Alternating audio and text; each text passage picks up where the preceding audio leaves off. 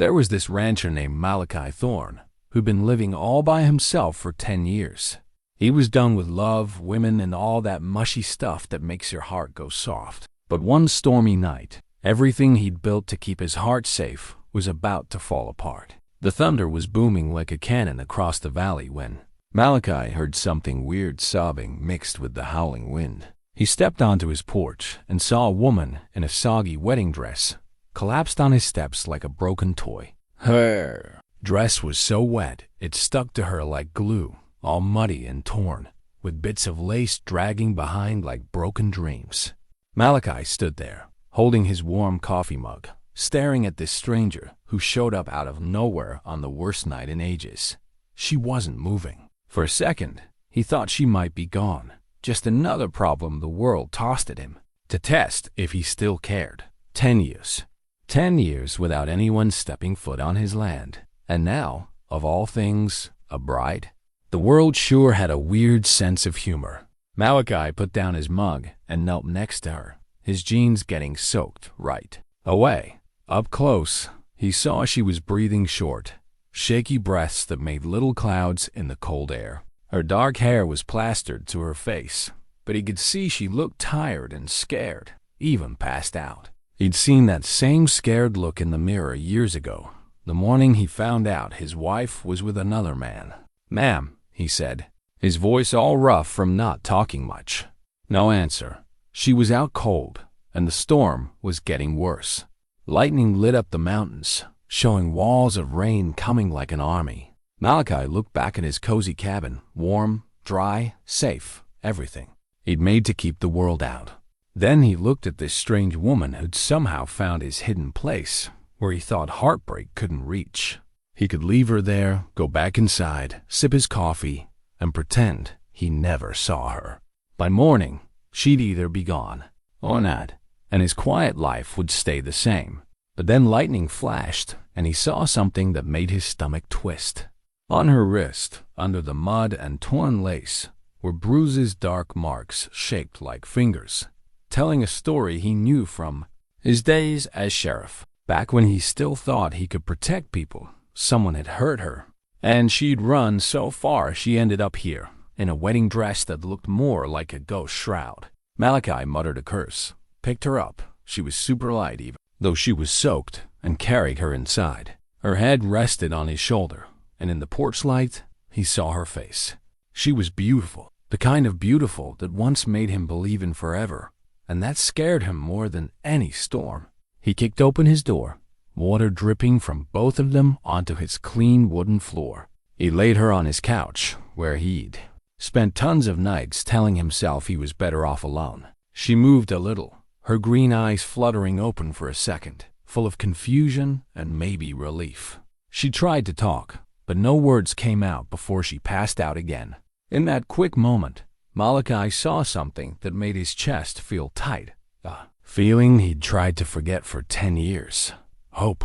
And he knew whatever brought this woman to his door wasn't just gonna change her life. It was about to break down the walls he'd built around his heart and make him remember what it felt like to care about someone else. The question was, could he handle it this time? 3 hours later, the woman, named Evangeline, woke up and saw Malachi's gray eyes watching her from across the room. Then she noticed she wasn't wearing her wedding dress anymore. Panic hit her like a lightning bolt. She sat up fast on the strange couch, gripping a scratchy wool blanket, her heart pounding. The room spun a bit wooden walls, a crackling fireplace, the smell of coffee, and maybe soup. "Easy," Malachi said, calm and steady. He sat by the window, hands resting loosely, not coming closer. "You're safe." Safe? That word felt strange to her. She hadn't felt safe in forever. Her eyes darted around, looking for doors, weapons, or signs of the men chasing her through the storm. "Where am I?" she whispered, her throat sore from crying and yelling into the wind. "My ranch, middle of nowhere, which I bet is where you wanted to be," Malachi said, tilting his head to look at her. "I'm Malachi Thorne. Been living here alone for 10 years. Alone? That explained why he stayed so far away, like he wasn't used to having people around. But it also meant no one knew she was here. No one could find her. Your dress was all wet. Thought you'd rather not freeze while passed out, he said, pointing to the fireplace where her gown hung, steaming. There's dry clothes on the table. They used to be someone else's. The way he paused told her that someone else was a big deal. Thank you, she said, meaning it. This stranger saved her life, gave her clothes and shelter without asking anything. But she'd learned kindness always had a catch. What do you want? She asked. His face showed surprise, maybe hurt. Nothing. Storm's still bad out. There. When it's over, you can go wherever you're headed. That's when Evangeline realized she had nowhere to go. The storm might stop, but the men after her wouldn't.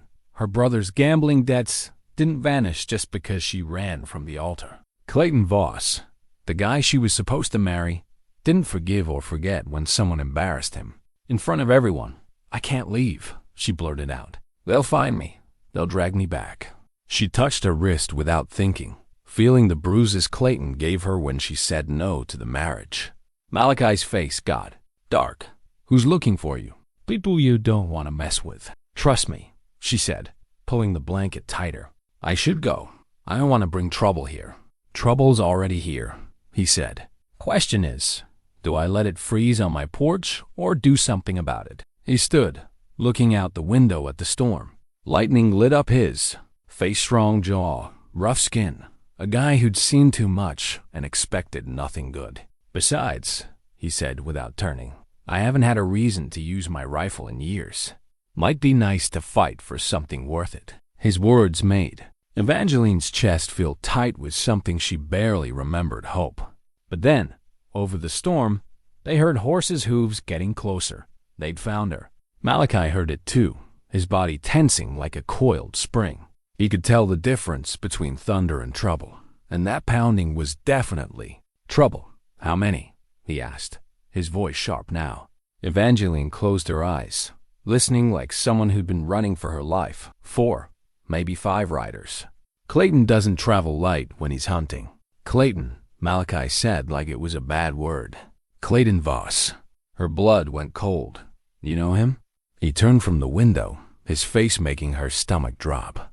Every lawman from here to San Francisco knows Clayton Voss. Question. What's a guy who owns half the silver mines in Nevada want with a woman in a wedding dress? I was supposed to marry him today, she said, the words bitter. My brother owes him a lot of money. I was the payment. The silence was heavy, broken only by the fire and the sound of horses getting closer. Malachi stood still, thinking. It'd over help a stranger and make an enemy of a dangerous man, or hand her over and keep his quiet life. She wouldn't blame him for choosing peace. She'd learned men don't play hero if it costs them. There's a root cellar behind the kitchen, he said finally. Hidden door under a rug. You can wait there until... No, Evangeline said, standing up, the blanket like armor. I won't hide while you face them alone. If they find me here, they'll kill you just for helping me. I won't have your blood on my hands. He grabbed a rifle from a cabinet, looking ready despite years of not using it. Get to the cellar. That's not a request. The hooves were loud now, with voices shouting orders. Evangeline recognized Clayton's voice, calm, deadly. He'd followed her trail to this place she thought was safe. He won't give up, she whispered. Even if you say I'm not here, he'll come back. He'll keep looking until he finds you and drags you back to marry him. Whether you want to or not, Malachi finished, checking his rifle like a pro. Yes, the truth hit him hard. He stopped and looked at her, this woman who turned his world upside down in hours. Well then, he said, moving to the door with a serious look, we'd better make sure that doesn't happen. A knock came, polite, like they knew he was inside and were playing nice for now. Malachi Thorne. Clayton's voice came through the door. Sorry for the late visit. I'm looking for a young woman in a wedding dress. She's not well. Needs a doctor. Malachi's grip on his rifle tightened. Behind him, Evangeline pressed against the wall, wanting to run but trapped by the storm. I'm gonna open this door, Malachi said quietly, eyes on the entrance. Whatever happens, stay hidden. Promise me. Malachi, I can't let you. Promise me. His desperate voice, the way he said her name like it mattered, broke something in her.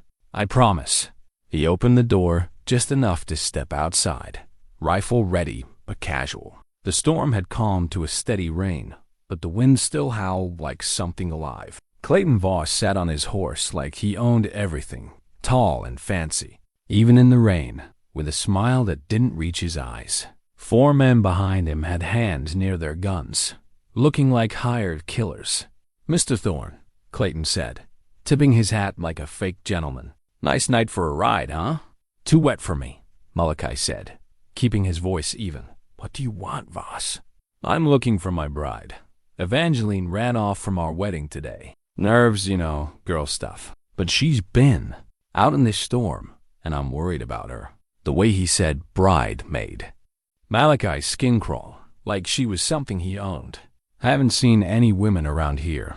Haven't seen anyone, period." Clayton's smile grew. "Of course. But you won't mind if my men look around, for her safety." It wasn't a question. One guy, with a scarred face and creepy eyes, started getting off his horse. Malachi knew his type, someone who liked hurting weaker people. "Actually, I do mind," Malachi said, moving his rifle to make it clear. "This is my land. You want to search? Get a warrant?" "A warrant?" Clayton laughed, sharp like breaking glass. "You're confused about how things work out here. I own the bank that holds half this valley's mortgage. I control the water. People like you? You exist because I let you." The scarred guy reached the porch, water dripping on Malachi's steps. "Boss says check the house, so I'm checking the house." "No," Malachi said softly. "You're not." The world went quiet. Even the storm, his 5 dangerous guys, realized this hermit wasn't backing down. Clayton's smile stayed, but his eyes got cold, showing why he was so feared. "Mr. Thorne, you don't get how serious this is. My bride's unstable, dangerous even. She attacked me today. Look at the scratches on my face." Malachi saw the scratches and knew they were from someone fighting for their life. "She's not here," he said again. "Then prove it," Clayton said. The scarred guy stepped forward, and Malachi made a choice that changed everything. He raised his rifle, not aiming but making his point clear. "I said no. If you were Malachi, what would you do? Let them search and hope they don't find Evangeline, or stand your ground and risk a fight against 5 armed guys? Tell me in the comments. I want to know what you'd pick, because what Malachi did next decided if they'd live to see morning." The silence was heavy. 5 guys with guns, 1 hermit with a rifle, and a woman hiding her life on the line. Clayton watched, Malachi like a snake eyeing a mouse. The rain kept falling, but the storm's wildness had passed, leaving an eerie quiet. "You know," Clayton said, leaning back in his saddle, "I've heard about you, Malachi Thorne. Used to be sheriff in Copper Creek, right? Before you hid up here in the mountains." Malachi's grip on his rifle tightened. He didn't talk about his past, especially not with guys like Clayton. "Heard you were a good lawman. Fair, honest, all about justice," Clayton said, his smile sharp. "Also heard why you left. Something about a wife who liked other men better."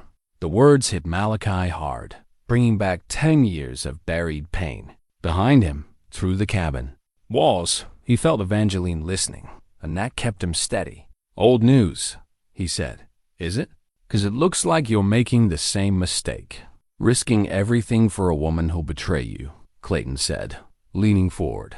"Evangeline's pretty, sure, but she's a liar, a thief, and crazy. These scratches? From a nice. Talk about our future." Malachi knew those scratches were from someone fighting to survive. "Like I said, she's not here." Clayton sighed, like a patient guy losing patience. "James," he said. The scarred guy moved, hand on his gun.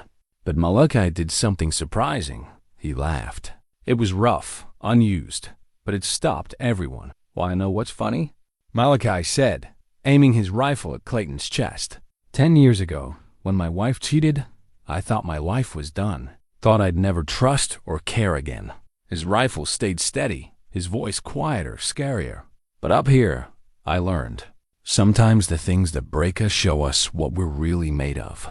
And right now, seeing you and your goons threaten an innocent woman, I'm remembering why I became a lawman."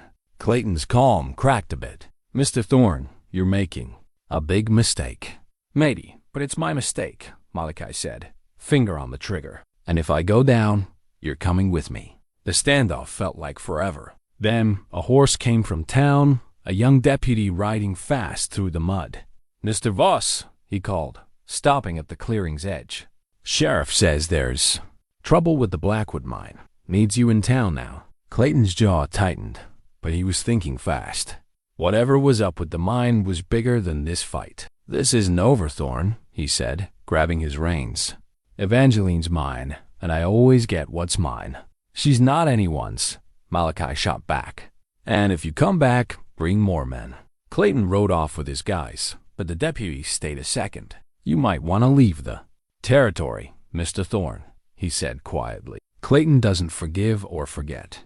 If you're liking this story, hit that subscribe button. As the horses faded into the dark, Malachi stayed on his porch, rifle ready, watching for any movement. Only when he was sure they were gone did he breathe again. But he knew the deputy was right. Clayton would be back, ready for a bigger fight. Malachi stood in the doorway, rain washing over him, thinking about what just happened. For 10 years, he'd dodged trouble like this. Now he'd made an enemy of a powerful guy, all for a woman he barely knew. When he went inside, Evangeline was on the couch, not hiding anymore. Her face was pale, but her green eyes showed guilt, not relief. You should have let him take me, she said quietly. No way, Malachi said. Malachi, you don't get it. Clayton doesn't forget. They'll come back with more guys. And I know exactly what I've done, he said, setting the rifle down and adding a log to the fire. And I know who Clayton Voss is. Evangeline looked at him in the firelight, sensing something. You've got history with him. Not directly, but I cleaned up his messes when I was sheriff, Malachi said, his voice heavy. 3 years ago, a woman came to me, said Clayton was forcing her to marry him to pay her dad's debts. I told her to trust the law, that I'd help. The silence told Evangeline how that ended. What happened to her? Found her body in the river a week later. They called it suicide, but everyone knew the truth, he said, fists clenched. I had evidence on Clayton, but it vanished from the sheriff's office, along with witness statements. The sheriff got a fancy new house and dropped the case. Evangeline felt a chill. She knew Clayton was bad, but this made it real. Why didn't you fight it? You were the law. Malachi looked at her, his eyes full of pain. I learned justice isn't about what's right. It's about who's got the most money and guns. Clayton had both. So you ran away. I survived, he snapped. Same as you're trying to do. Evangeline got why his ranch felt like a jail. He wasn't just hiding from the world. He was hiding from failing someone who trusted him. The woman who died, she said carefully. What was her name? Sarah Mitchell, he said quietly. She was 19, with her whole life ahead. And you've carried that guilt for 3 years. Some things you can't let go, he said. Evangeline stepped closer to the fire, to him. Clayton told me I was lucky to marry him. Said most women like me end up dead. The truth hit her hard. She'd known she was in danger, but hearing it out loud made it scarier. So, what do we do? He'll come back and burn this place down if he has to. Malachi stared into the fire like it held answers.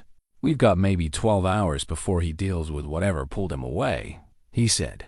After that, we run. After that, we run. No, he said firmly.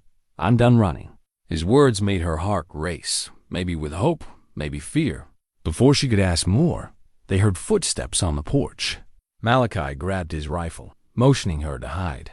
But the sound was different, soft, like someone unsure. Mr. Thorne, a young voice called. It's Deputy Morrison. I'm alone. Malachi checked through the window, seeing the deputy from earlier, alone in the rain. What do you want, Morrison? To help, sir, if you'll let me. Malachi and Evangeline shared a look. This could be a trick, or their first bit of luck. You're Clayton's guy, Malachi said through the door. No, sir. I'm the law's guy. We're trying to be, Morrison said, his voice shaky but determined, reminding Malachi of himself years ago. He opened the door. Morrison was young, about 25, with an honest face. He stepped inside, dripping wet. Deputy, Malachi said carefully. Say what you've got." Morrison glanced at Evangeline, who watched him warily. "Ma'am, what happened at the church today, not everyone thinks it was right." "What happened at the church?" Malachi asked. Morrison shifted. "Evangeline's brother, Tommy, tried to stop the wedding, said she was forced. Clayton had him beaten and locked up for causing trouble." Evangeline gasped, hand to her mouth. "Is Tommy alive?" "Yes, ma'am, but he's hurt bad. Clayton's keeping him until this is settled." "That was Clayton's plan, keep Tommy to control her." "Why tell us this?" Malachi asked.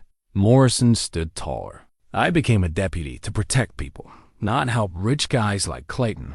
And I know about Sarah Mitchell." The name hit hard. Malachi's face went stiff. "What do you know about Sarah?" "She didn't kill herself. Clayton had her murdered when she said no to him," Morrison said, voice shaking. "I saw her body and the river marks on her throat, bruises on her wrists. That wasn't suicide. It was murder." Malachi felt something unlock inside him. "Why didn't you say anything then?" "I was new, scared," thought the sheriff. "Knew best," Morrison said, fists clenched. "I've regretted it every day." Evangeline stood. "You said you'd help. How?" Morrison pulled out a federal marshal's badge, shiny in the firelight. "Marshal Williams is coming from the Capitol by morning. He's been investigating Clayton for months. Your story about the forced marriage, plus Sarah's case, might bring him down." "Might," Malachi said, unsure. "It's a better chance than before," Morrison said. Evangeline looked at them, torn. "You don't get it," she said. "Clayton's got my brother. If I testify, Tommy's dead. Clayton won't leave." "Witnesses," Morrison said. "But if we get enough evidence for Marshal Williams, we can save you both." If they couldn't, the silence said it all. Malachi looked out the window, thinking of Tommy in jail and Clayton planning his next move. This time, Malachi wouldn't let the law fail. "Morrison," he said, "how long till dawn?" "About 4 hours." "Until Clayton notices you're gone." "Probably the same." Evangeline's heart sank. Even with the marshal, Clayton wouldn't let them live to talk. But Malachi's face showed he was done running and letting Clayton ruin lives. Could they survive what was coming? Dawn came cold and gray, the sky like dull metal. Malachi watched from his window as a dozen riders came through the mist, spread out like soldiers. Clayton meant business this time. "They're here," he said. Evangeline joined him, pale but ready, wearing old clothes of Malachi's wife that made her look tougher. "Where's Morrison?" she asked. "On the reg, ready to get word to the marshal if this goes bad," Malachi said, checking his rifle. "And if it goes well, we trust justice still means something here." Clayton got off his horse, confident as ever. He wasn't smiling now. "Thorne," he called, "we need to talk." Malachi stepped onto the porch, Evangeline beside him, trembling but standing tall. "I'm listening," Malachi said. "Simple deal," Clayton said. "Give me the woman. Her brother goes free, and you keep your quiet life." "And if I say no?" Clayton gestured to his men. "We burn everything and pick through what's left." Then Evangeline did something bold. She stepped forward. "I'll come with you," she said loudly. "Evangeline, no," Malachi started. "But on conditions," she went on. "Tommy goes free, unharmed, and you leave Malachi alone forever." Clayton smirked. "You can't negotiate, dear." "Can I?" she said, voice stronger. "You've shown you'll kill anyone, in your way. Sarah Mitchell proved that. But if you hurt them, I'll make sure everyone knows who you really are, even if it's my last act." Sarah's name made Clayton's face darken. "Careful, Evangeline. You're on thin ice." "We're all on thin ice," she said, stepping closer. "I'm done being scared of you." Then they heard more horses, but these carried federal badges. Marshal Williams arrived with 6 men, all serious. Clayton's confidence slipped as his plans fell apart. "Clayton Voss," the marshal called, getting off his horse. "You're under arrest for Sarah Mitchell's murder, conspiracy, and human trafficking." "You've got no proof," Clayton growled, reaching for his gun. "We've got Morrison's testimony, Evangeline's statement, and months of investigation," the marshal said calmly. "It's over." The fight was quick but rough. Clayton drew first, but Morrison shot from the ridge. When it was over, Clayton was dead in the mud, his reign of fear done. Evangeline leaned against Malachi, months of fear lifting. Tommy was freed that day, hurt but alive. The marshal's work exposed Sheriff Bradley and Clayton's corruption. Malachi and Evangeline found that broken people can help each other heal. 6 months later, they got married in the same church where Evangeline once ran from a different groom. This time, she chose Malachi. A man who showed love is about protecting someone, not owning them. The dress was new, the groom was new, and the choice was hers. If you loved this story, subscribe to the channel. Sometimes the best love stories start with someone collapsing in the rain, and the courage to start over comes from knowing your life is worth more than hiding. The rancher wasn't alone anymore, and the bride found someone worth saying yes to. Now, check out the video on the screen for a story with an even crazier twist you won't forget.